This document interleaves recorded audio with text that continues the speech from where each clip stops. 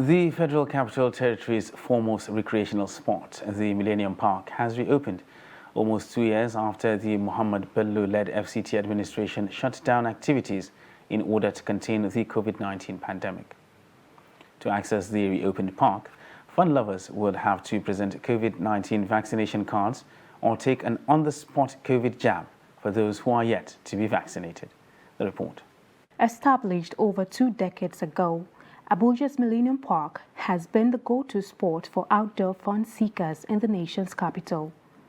The park was, however, closed as part of efforts to contain the outbreak of COVID-19 in the FCT. Popular for cinematography, events, parties, among other social activities, the Millennium Park left operators and businesses linked to its operation counting losses due to its temporary closure. Since then, we are in hardship. The park, this is where we earn our living as a photographer. At least when we come, we get home with small thing. But since the lockdown, over some years now, we are trying to survive, no way. But we thank God that the FCT minister came yesterday and opened the park. We pray God will give us our own.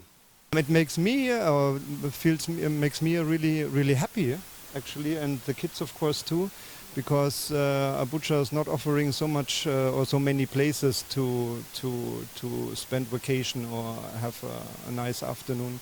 So therefore, we just heard about the announcement that it's reopened, and suddenly checked it out, and really happy that Natura opened it again. Yeah. Although operations in the park have been restored and patronage gradually gaining boost, the quest to eradicate the spread of COVID-19 in a public place is still paramount for the FCT administration, as access requires compulsory vaccinations or presentation of vaccination cards.